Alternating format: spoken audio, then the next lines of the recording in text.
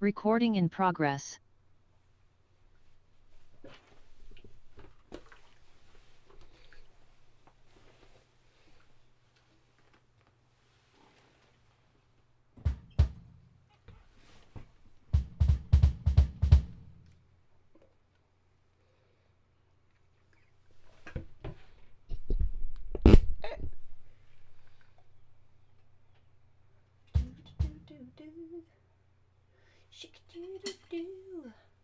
Hello everybody, hello world. Now that I know we're actually live. Good stuff. Hope you're doing wonderfully. Hope you're having a lovely day. Let's just wait for some people. I've already got 11 people in here. My goodness, I do apologise once again for the fact that I am very bright. Not just up here, but in general. My blind is still broken. Hello to Theo, hello to Daniel. How are we doing? Hope you're good. Just here to answer some questions and then do the workout. Probably at 10:30. Probably.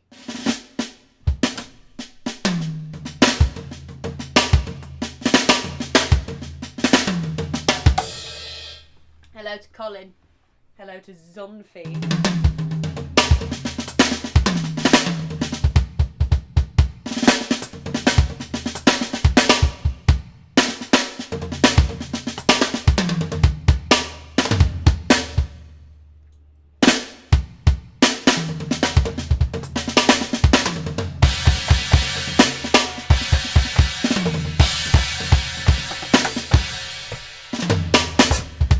Hopefully it's still rolling. My internet's snuffed out, but hopefully we're still fine.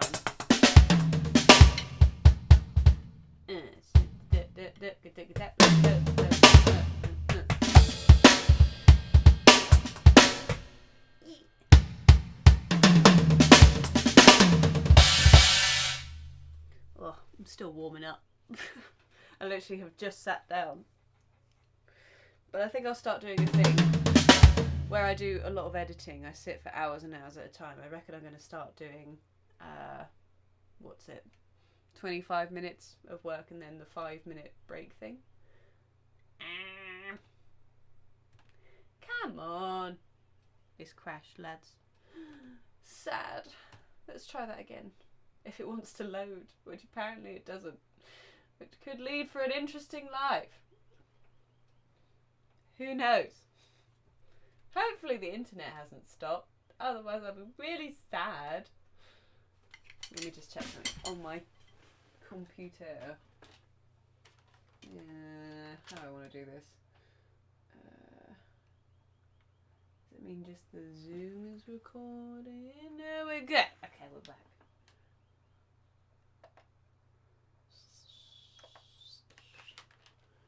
Crikey, I am looking washed out. There we go.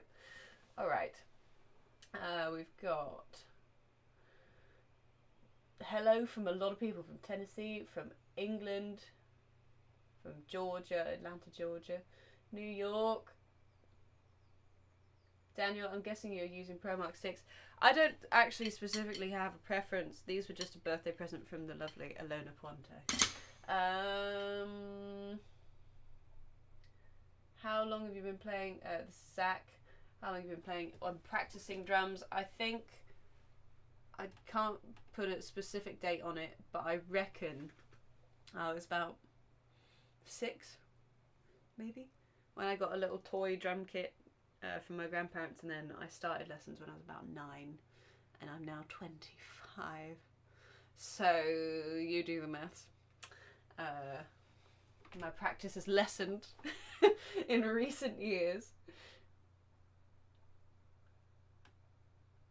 From the Netherlands, from Yorkshire, from Brazil, Iran, Michigan, Wales, Scotland. Crikey.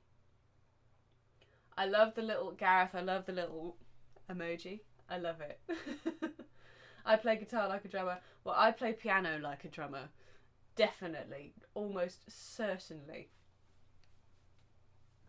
Alright, keep it coming, lads. What what questions do we have? And I'm referring to you lot as lads because I looked at my YouTube statistics yesterday, and let's just say I can with assurity say in the last long form video 100% of the audience was men, and then the channel, I think it's about 95% of the audience is men. So hi guys. How do I get drum sheet or notes as a beginner? I just Google it. I know that's a crappy answer, but honestly, if you Google it, free sheet music, free drum sheet music, you will have stuff come up. I forgot his name now. I've forgotten the name of the channel, but I think it is just like drum sheet music, and you'll find it everywhere. Bob, who has a penguin holding a gun as his little profile thing. Play a Tom Groove, please.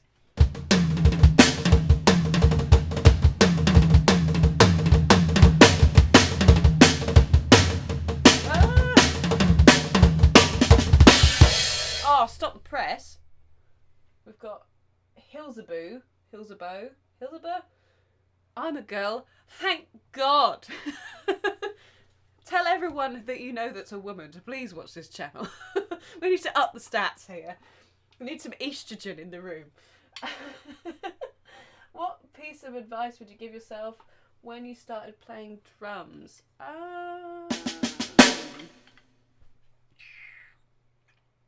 Ooh.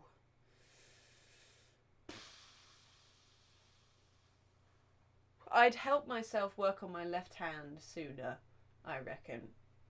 It didn't stifle too much of my own playing, but yeah, that's probably what I do, probably. And also, practice slow to get fast. It's something you learn over time anyway, but the quicker you can learn it, the better. That's the other thing I would... Thank Bex in the chat for giving out the free ebook link. There it is, look at that.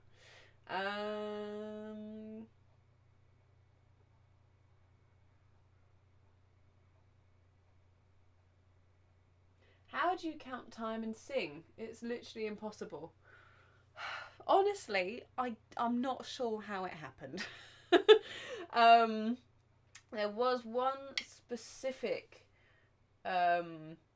exercise that helped to start really vocalizing my counting in general when it was over the bar rhythm, and I've talked about it countlessly, which is 3s and 5s, not linear, like not that stuff, but it was counting groups of 3 16th notes and 5 16th notes in a row, 1 2 3 4, that kind of thing. That kind of thing, as if you know what I'm talking about and you're in my head.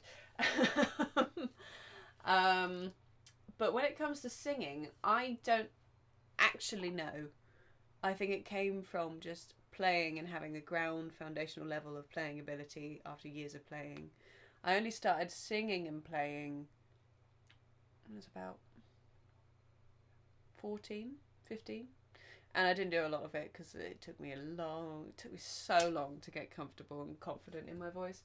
I'm still getting there, honestly. It's insane, quite frankly.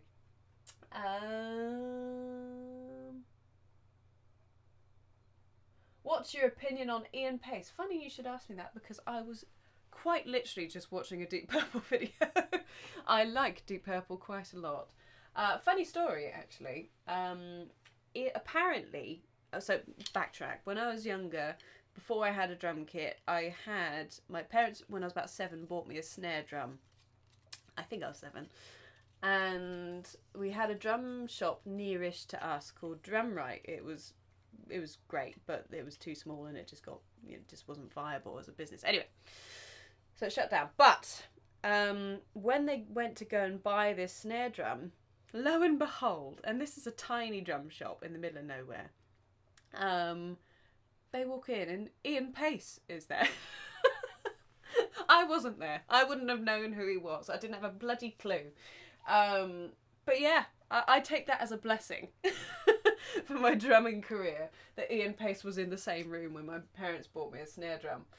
And yeah, I really like Ian Pace's playing. Obviously, you'd be kind of insane not to. The rudiments, the single stroke, oh, so good. In fact, I've gone down a rabbit hole of listening to more so David Coverdale because I love his voice. It's amazing. And so I was down the like Burn Deep Purple avenue, but Deep Purple was one of my first concerts, probably. Yeah, at the O2. It was so well. It was really good, but everyone was a bit old and crusty, which made me quite sad. Howard says, "How the heck does one play the intro to Rosanna?" I'm doing my tree. PS for channel is Ace. Thank you very much. You're Ace. So I'm gonna assume it's not the intro fill, which is just that. I still don't know what sticking he uses.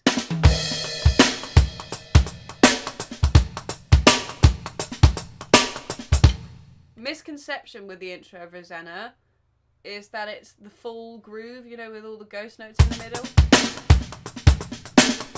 It is not. Yeah, it is not. I actually talk about this in my shuffle short course because I break down Rosanna and 3 other very famous shuffles. But look at that plug. That's seamless. Look at that. I didn't even have to force it or anything. It's not the normal ghost note in the middle of the triplet. 1, 2, 3, 4. It's the occasional one. It's still in that place, but it's like just at the end of the bar. There. I can't remember where it is in the like second time round. They're more sporadic essentially, and they're very, very subtle. I won't go into the in-depth of how to play it. But yes, that's a note on that.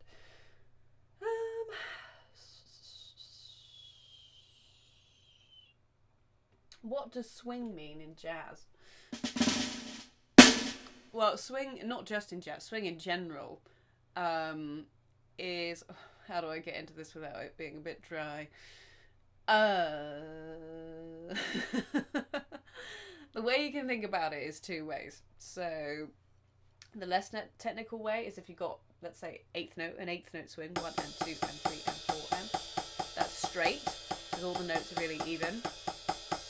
And then with swing, the ands get later. So the pulse is still there, 3, 4, 1, 2, 3, 4. So the 8th note is then later, and then you just create the pattern out. That's a 1, 2, 3, 4. 16th note swing is a similar story, but instead it is 16th note. So instead of pushing your and later, your e's and uhs are later. So if I show you 8th note swing, 1 and 4,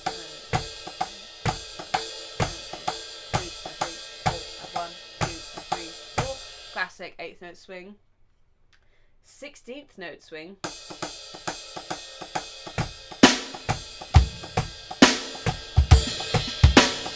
could say that's also shuffle as well.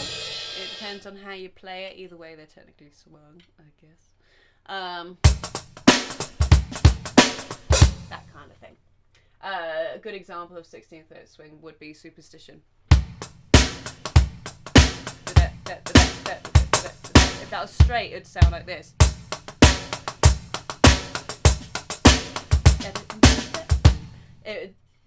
That would be a much harder funk going on there than in the original. Let's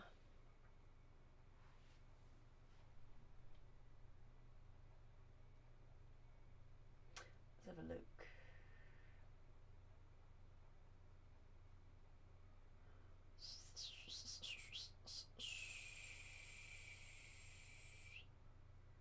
Anthony Coleman, hi, are you going to the UK Drum Show in Birmingham later in the year? Probably. I suspect so, unless something arises. But yes, I think I should be there. I don't know in what capacity, what I'll be doing, whether I'll be talking or just there and hanging out. Not a clue, but I think I will be there.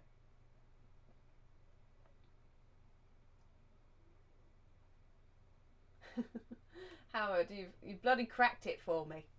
Thank you very much. You're welcome. We're talking about Rosanna. I could never get it to sit with the ghost. It ended up with porridge arm.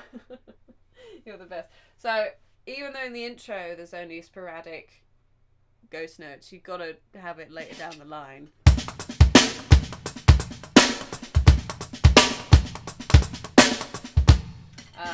Because it just does sound that good, but you just don't have it in the intro.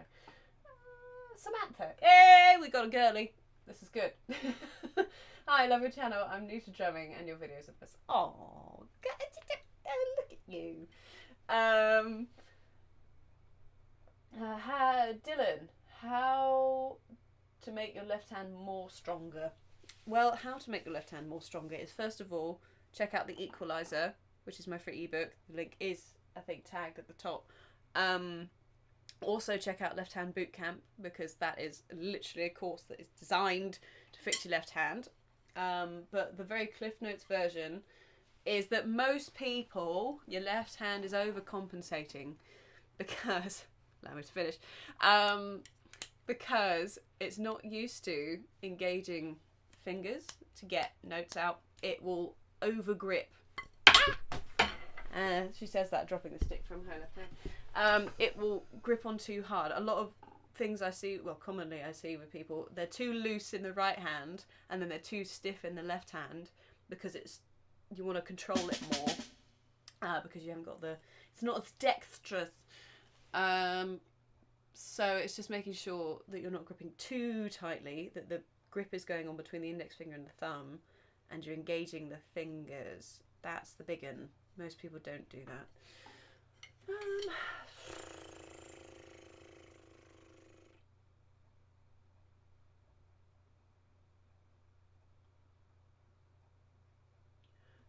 Killing Freak. Hi, nice to meet you. How's it going?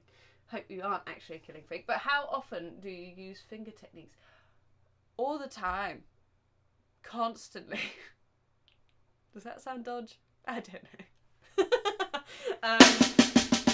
But in order to get any speed, it's all fingers. Like, look at the wrists, they're not really moving. It's all fingies. When you're doing doubles, fingers. 6-stroke rolls, fingers. Like, it just is. The Wandering Musician. Hi, I've finally caught a live stream. What's your warm up before a gig? I think I've talked about this before, but actually, I didn't do a lot of warming up until I did a tour, and then I realised the benefit of it, and I'd begun, because what I really wanted to warm up was my fingers. I'm talking about finger technique. Like, that's the important bit to start activating and warming up and getting ready to use them. You can quite literally sit and just do this and just wake everything up a little bit, but I found that just sitting and trying to get on a practice pad or whatever,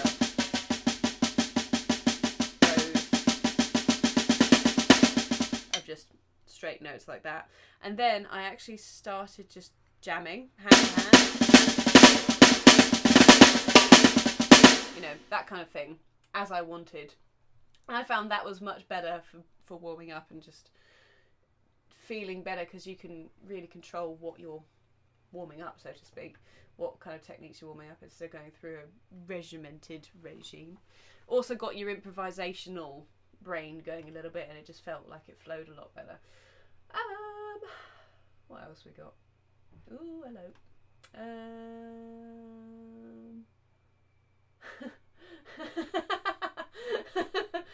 B2B drummer, B2B. How do you keep tempo while farting at the same time? See, what they don't tell you about learning drums is you actually learn sphincter control. It's actually quite an interesting question, because it's a similar thing of when you're like driving and you need to sneeze. Like drumming and sneezing, it feels really weird. And I don't have any solution for you, mate. Don't. I just own it. Gas them out. Gas them all. Please don't take that out of context. Right. Left-handed, but I play right-handed instrument. It's cheating when it works. If it works, it's not cheating. Show us a few gospel chops. Oh, God. Without hitting my laptop.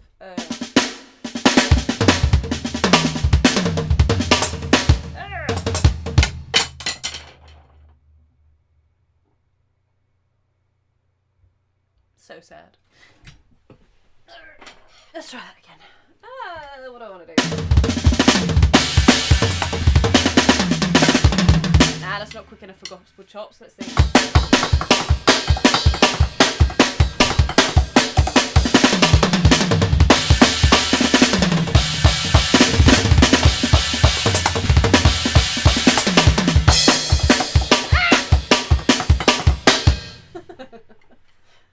Not warmed up at all, but there you go. For more than 40 years, where you'll go to eat at 2 in the morning. Honestly, I try not to after gigs. I try not to eat after gigs. Just try and go to bed. Try anyway.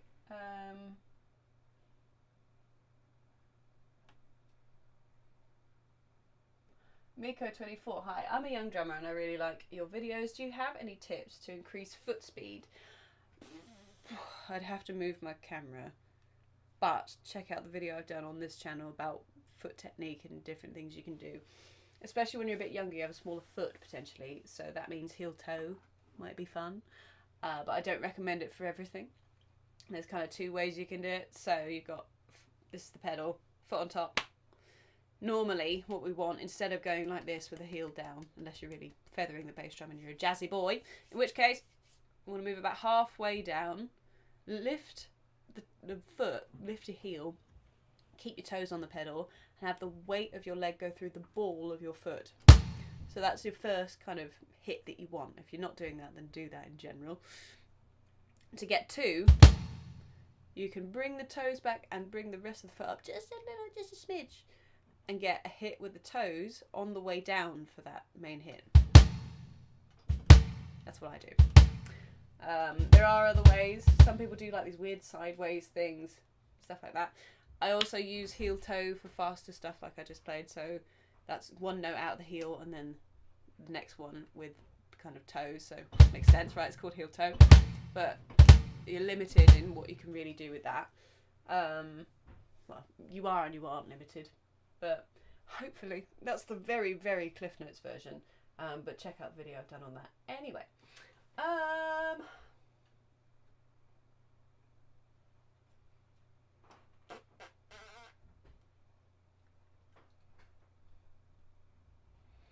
Fun bloopers. Any theory or idea about choosing the right stick? I haven't got fussy yet. I changed my answer because I'm like, I'm not fussy, and I'm not that fussy, but I also haven't shopped around too much. My very broad advice is 7/8 is good for lighter stuff and practicing on electric kits because you don't get as tired joint wise, and you probably won't damage the kit, and you can just whack it for a bit longer, so you just don't fatigue as quick. These are 7/8. But if you're going for most normal stuff, it's usually 5A, and if you're going for rocky stuff, I go 5B.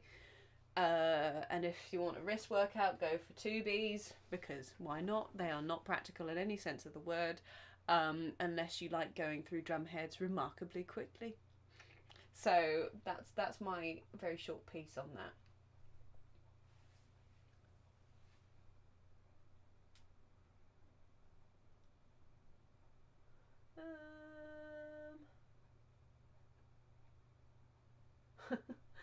Samantha, how do I get my extremities to do different things? After a couple beats, my right foot ends up doing what my right arm is doing, and no matter how much I try, I can't stop it. I'm going to be boring and say slow down. Without hearing and knowing more context for that, it's probably that you gotta slow down. And do exercise like separating the right hand and the right foot specifically. So going from, I think, again, I'm talking about all the same things over and over again, which is good to know for marketing purposes. But like an eighth note groove. Bass drum on the numbers. So it's like a 4 to the floor, which is all well and good. Then put it on the ands. And 4 and 1 and 2 and 3 and. And if you got that, then try it on the E's and R's. 1 E, 2 E, 3 E, 1 E. The and the the E's and the R. So this is the R. 1, 2, and that should help separate it out. What I just did there was way too quick and way too short.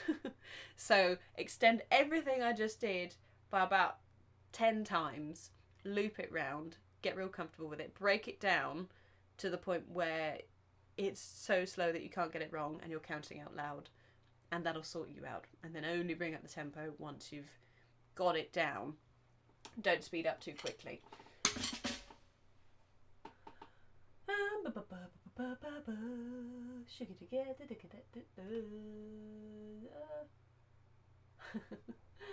Killing Fig, I'm afraid of the position of your laptop. Don't worry, because these are like rubber like rings, it's really not going anywhere. She says, I'm going to just make sure that the Tom's not going to go anywhere. Right. Big Petch. I just passed my grade 8 exam. I think I'm ready to take the next step of my playing with other musicians. First of all, congratulations.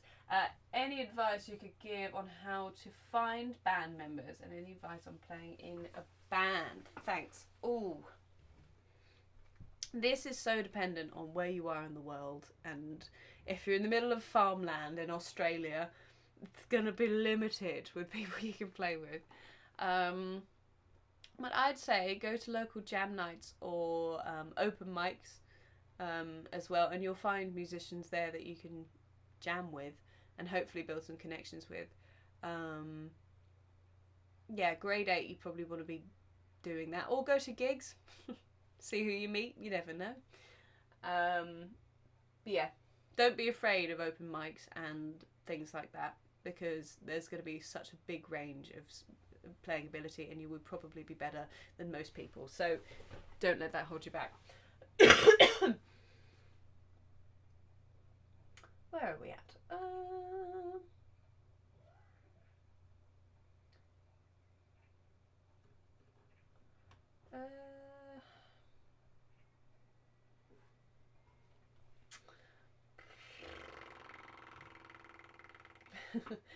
XO1. Why some days when I sit at my kit does it feel like a fitted glove, and other days I can't get comfy and it feels like an alien snuck in, moved everything, and I totally can't get comfy? I think that's just the human condition. Unfortunately, you have good days and you have bad days. It just is what it is, which is sad.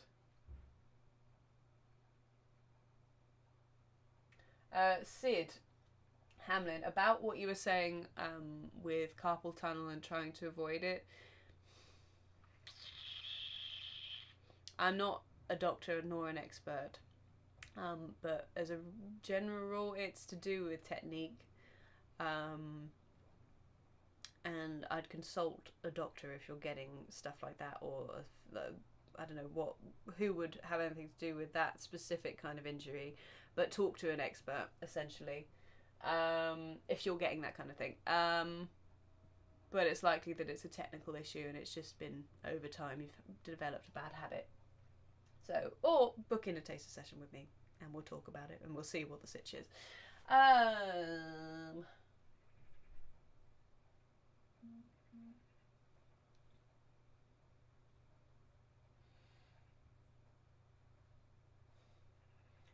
JB805. Hello, what do you do to get more students?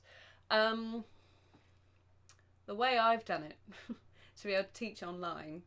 Well, originally I started posting videos online to get students and to show people, you know, that I'm not some weirdo and can build a relationship with people that then want to have lessons with you. And you can see it's just gone it's a bit bigger than that now. So the kind of thing flipped for me to turning into making content and now doing some teaching, but most of it is the content creation. that's what I'd say, is just putting some regular-ish content up. Well, actually no, in order to actually build a following, you do need to put regular every day. I know it's insane. It can feel insane, but it is doable. That's what I did. That's not just the only way of doing it.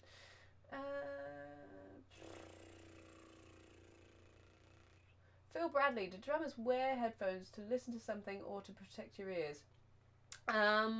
Usually overhead headphones like this I'm just using because I've got an electric kit, so it means I can hear the kit nicely. When I'm playing acoustic, I always have earplugs in,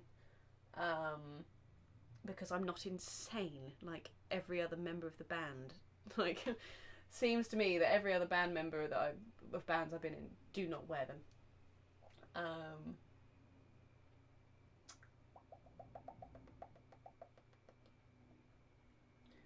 Daniel, have you ever tried fast double bass line like in metal? Yes. Yeah. And I didn't get on with it that much, really. Maybe the pedal, maybe the setup, but I just don't care that much. I might have a phase where I just get super into it, but right now I just don't care that much.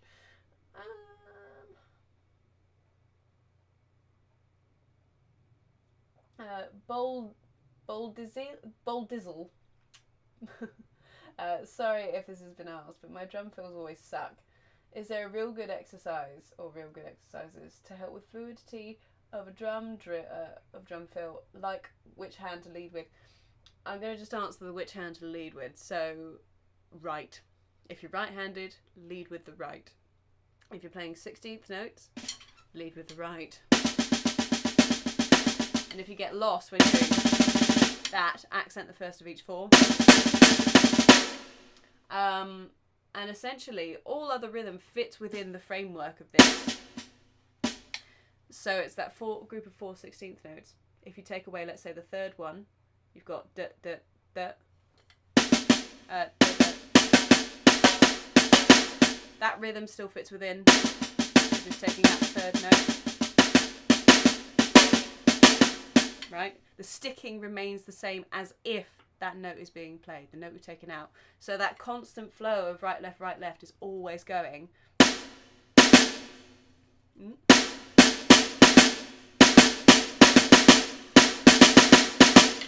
So when you've got that kind of drilled in, and there are ways of doing it,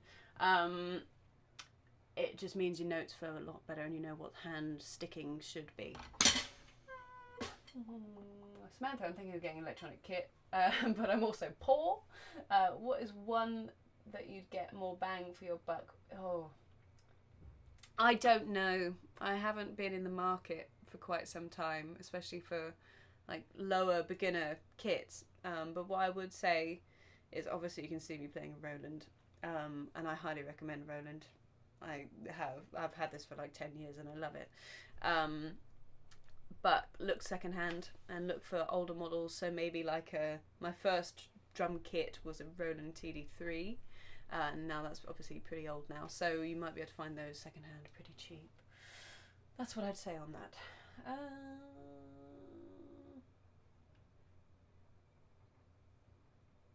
Right, when I practice opening double strokes, I noticed that my pinky in my weak hand is going away during the open part. Do you have any exercises to avoid that? So I think what this is about is a very common thing, is like pinkies when you're playing doubles. And honestly, mate, you just got to drill it out. You've got to drill it out so you don't do it. Try and maybe get it involved with the push-pull motion, even if it's not actually doing anything. Just get it to cooperate, you know, lovingly, but with force. Common thing people have is this.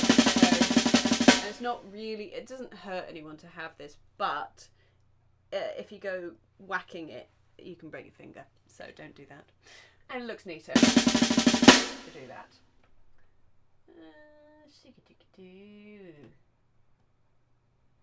What Justin says, what is the right tension you have found on mesh heads? Well, you want to vaguely try and emulate real drums, but obviously that's not always doable, especially when you've got things like floor toms. If you have them way too loose, then the sensor probably won't work correctly. So your floor tom heads are always going to be everything's going to always be a bit bouncier than the real deal normally. So there's no specific answer, but don't go ridiculously tight, because it'll just bounce way more than a normal kit will. Right, let's move into let's go into the workout. The reason for the pause is because I haven't thought about what the workout is gonna be. Has anyone got any suggestions for what they'd like the workout to be? So you can follow along with this either with a practice pad, or if you're a kit, you can do that too. And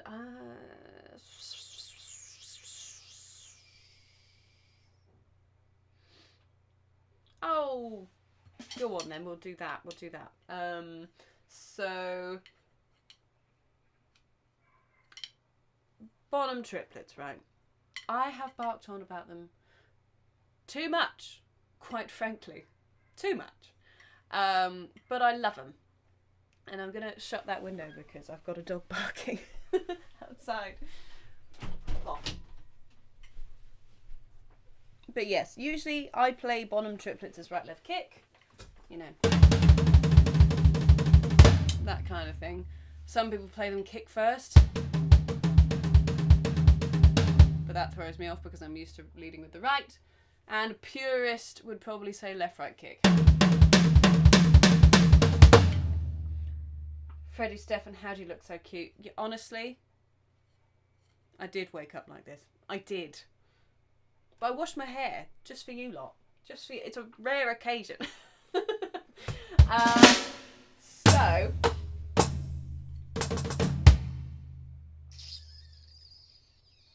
yes. Sorry, I keep getting distracted. So what we're going to do is right left kick with triplets. Right left kick, right left kick. A bit slower. Right left kick, right left kick, right left kick, right left kick. I'll start with bottom triplets, and then I'll go into triple stroke workout because someone's just asked for it. So this is beginner. Now, oh dear, I'm the wrong way around. Right left kick, right left kick, right left kick, right left kick. 1, 2, 3, 4. So remember the number is going to be in the right hand. 3, 4. Right left kick, right left kick, right left kick, right left kick. I have done previous workouts with bottom triplets, but those are probably on the membership. So I won't go in as much depth as normal, but what this is going to do is just wake up your brain a bit. So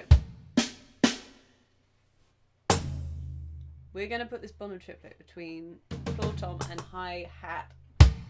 So again, 1, 2, 3, 4, and try and keep the hits in the hands as level dynamically as you can. 2, 3, my pedals moved. 4, 1, 2, 3, 4.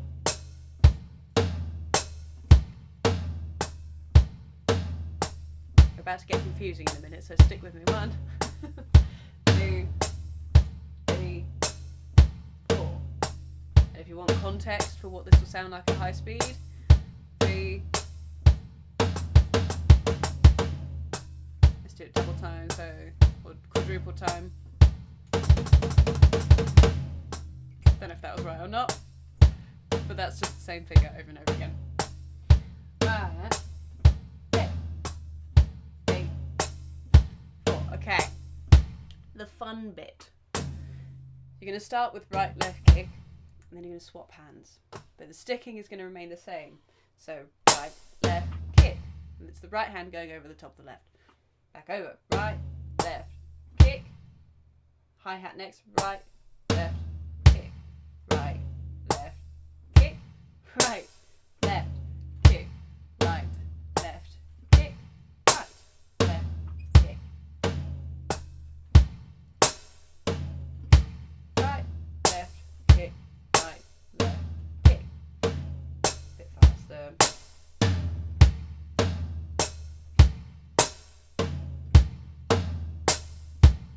So notice you're getting low, hi-hat, low.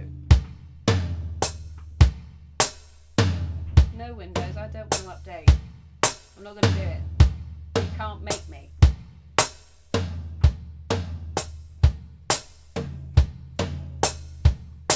Panic not if you get lost at this speed. It's all good. It's just food for thought. What I would do, practice this kind of thing with the metronome. I practice everything with the metronome, but 4, 1, 2, 3, 4. What you want to get used to is getting this flowing, and also trying to keep all the dynamics between the two hands as level as you can get it. 1, 2. So I've kind of jumped now. I'm only really counting that first right. 1, 2, 3, 4. 1, 2, 4. I'm gonna overthink it now.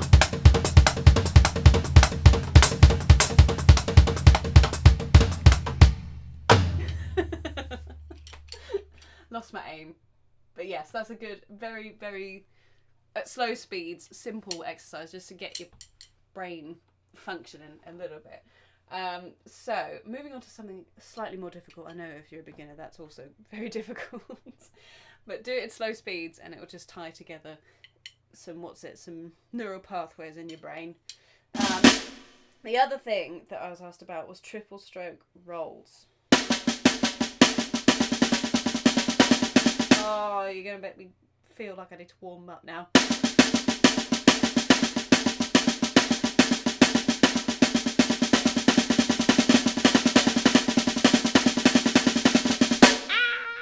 Not very neat, but it is what it is.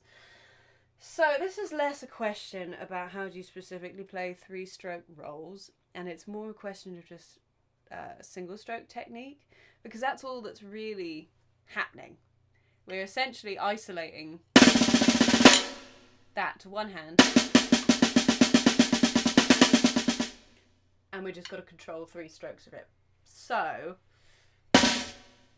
your right hand is probably going to do a lot better than your left, and I wouldn't even bother with trying to think about 3 strokes. I'd just get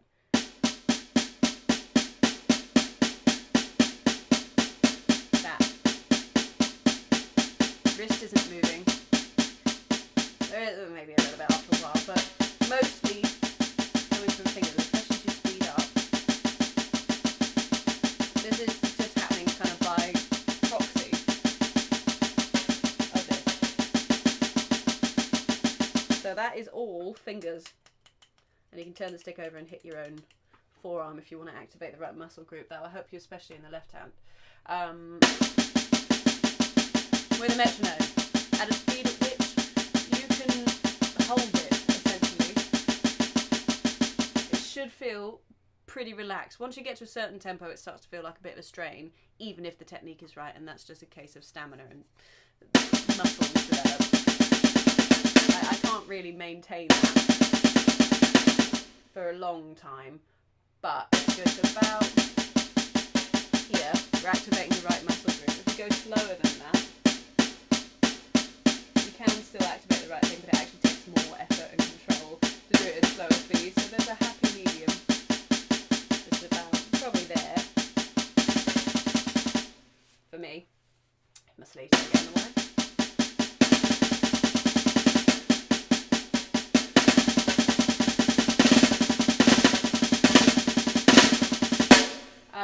So you want to do the same thing in the left, and again, earlier I was talking about what the common hang-up is with the left hand, and I think I'm going to be talking about that probably for the rest of my life, because everyone seems to have the same problem. It's essentially that the left hand is overcompensating and is trying to make speed happen. It's trying to do the work you want it to do for you, but it hasn't developed the fine motor control, so you have to help that to happen. So imagine my right hand is my left. Flip your stick over. No moving the wrist, just engaging fingies. Namely, middle finger and ring finger. The index finger and thumb should be kind of your holding point, it's the fulcrum. So you're holding it steady and it is just, if I take a, oh, can I take that away? Yes. So you could even do it without the index finger. Don't do it without the index finger, but it's just to show you that the power is coming from the middle finger and the ring finger, but I want you to make sure that you're actually gripping. So you want to get those in individual strings in each hand. So all right, all left. With a metronome. Have to metronome. Especially, I personally find it actually very relaxing to be yelled at with a metronome. With a metronome. What is it? There's going to be so many quotes from this. Jesus Christ. Right. 1, 2, 3, 4, 1, 2, 3, 4, 1, 2, 3, 4, 1, I'm going to lose all the viewers now because they'll be like, oh, I don't want to hear it. So find that middle ground.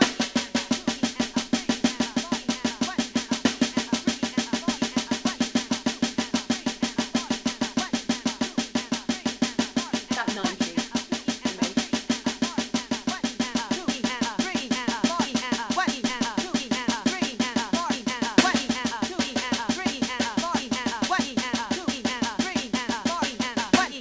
And that's essentially what you want to do. Sit there, give it different amounts of time, 8, 16, whatever you like. And that not only, once you combine them, will make your single strokes absolutely pure fire, it will sort out your 3-stroke rolls, because that's just all you're doing. I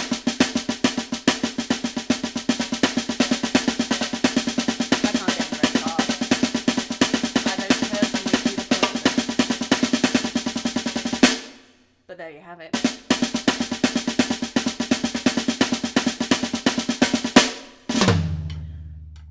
So that, I think, will conclude the workout. I feel pretty worked out. Anyway, so, any more questions before I leave you lovely lot to it? Thomas, I'm not going to even try that second name. Anyway, she started blasting. Did I start blasting? Is that what that is? I don't know what that is. It's just fast single strokes. It's burst of single strokes.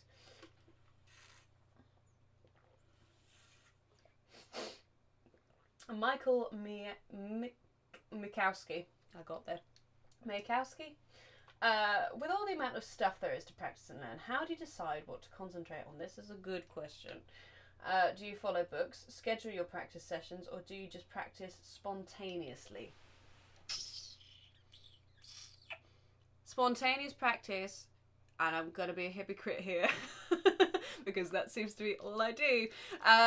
But when you're just kind of, when you're really trying to develop the fundamental elements, a practice schedule is a good idea. At least short bursts of regular every day if you can. Minimum, I tell students, minimum of 5 minutes. It's more about building the habit of getting behind the kit every day. In terms of what to practice, this is why learning songs and having a teacher hold you accountable to getting to the end of something you want to learn is useful, because it's so easy to just go, it's good enough. But usually when you're learning something, for example, like a song, which is really good because it's full of different skills and context for which to use them and stuff like that, the golden area of that song probably isn't going to be, like, for knowledge and gaining skills, probably isn't in like 80% of it. It's in that last 20% of extra detail and tidying things up and making it sound really good, getting the dynamics to sound good, getting the fills and everything really clean and in time. That is where the magic happens, and that's where the real skills are developed. And people usually quit before that. They go, oh, it's good enough, I can get through the song, I can play it well enough. And that's again where the benefit of having a teacher going, no, what about this, this, this, and this, and this? So I'd say decide on something you really want to get better at and try your best to stick with it, even if you change the context in which you're practicing it. So for example, say you're practicing doubles, right?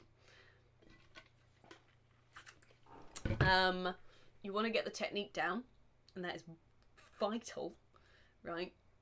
But once you've got doubles, you can then start to do 5-stroke, 6-stroke rolls, and you can apply them in context, but it's vital that you do that initial groundwork first.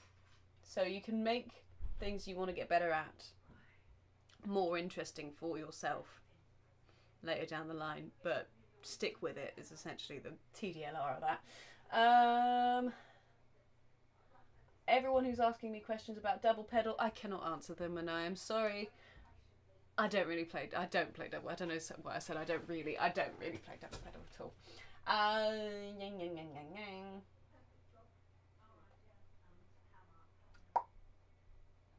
Do a sick fill, says Heathen Flair.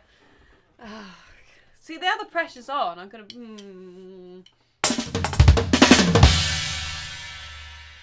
There it was. You saw it once. Never see it again unless you go back in this video.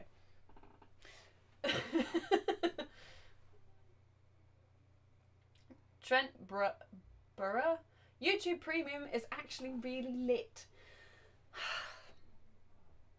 Listen, either that's a dig at the fact that all the adverts are coming up on my laptop, or it's true. I am this close to losing my marbles, having to watch adverts when I'm teaching my students, but it's on the principle that I'm not doing it. Like, I'm bringing viewers to this platform. I don't want to have to pay for YouTube Premium, even though I probably should. One thing I struggle with is consecutive bass kicking 16th without going out of time. I've tried to practice slow and build it up, but wherever I build up, it seems to work. Never seems to work. Do you have any tips? I'd say, if this is talking single pedal, we're doing...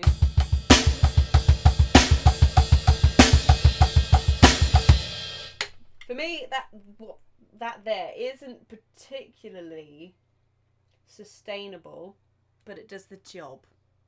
And what I'm doing there, if this is the pedal, is I'm just using... Yeah, I move my foot a little further back, so I've got a little bit of extra spring. I'm really utilising the spring of the pedal and just tapping with my toes. It isn't... A lot of people go for this where they're like trying to spasm their leg, essentially, and you won't... And you just won't get any consistency out of it. It's just not the way I'd go. So use your toes and bounce the pedal and see where you get. That's my loose advice without moving the camera.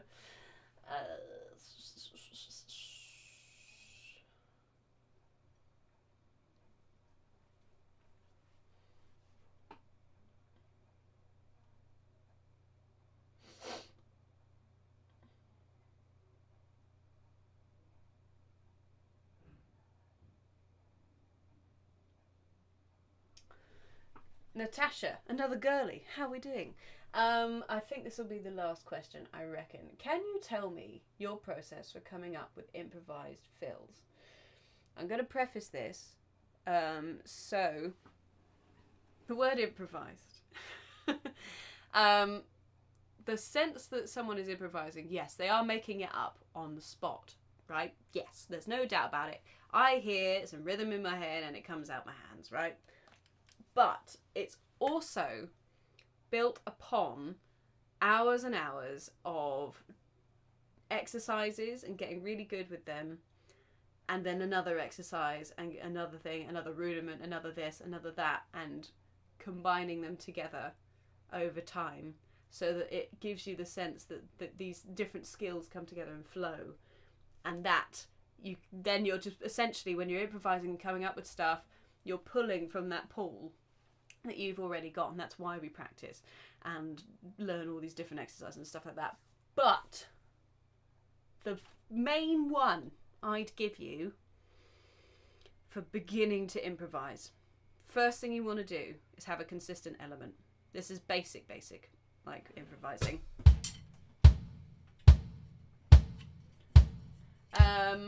Actually, are we talking fills? If we're talking fills... 16th notes, probably. And you want the specific exercise you're going to want is placing accents through 16th notes. So 1, 2, 3, 4, 1 E, 2 E, 3 E, 4 E, 1 and 2 and 3 and 4 and 1 E and 2. So why? Why? Because you can then put those accents anywhere you like around the kit, essentially.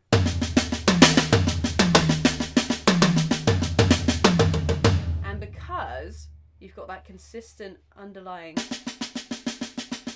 just makes the fill sound busier, makes it sound more complicated, makes it sound fuller, and you know where you are. If you've done that exercise and you've put like a bass drum through it,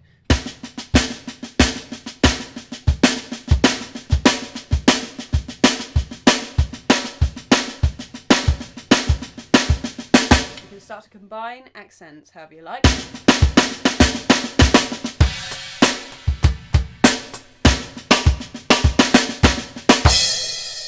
Once you've got it on the snare drum, move it around the kit. That's it. That's the very, very abridged version of what I would do.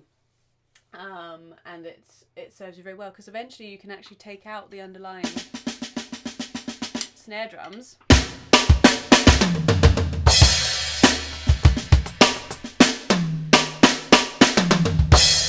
And that's where you get your feels from. You've got that underlying 16th note happening. And that also sorts out your sticking as well, because you know where you should be falling. So that's what I would do. Anyway, thank you guys so much for coming on the live today. We've retained an audience of 71. I'm very proud, even after all my rambling. So, hopefully that answers your question, Natasha. And I hope you all have a lovely week. I should be... Ooh, let me... What is happening next week? I've got to check before I tell you guys that I'm going to be here. Let's have a quick look.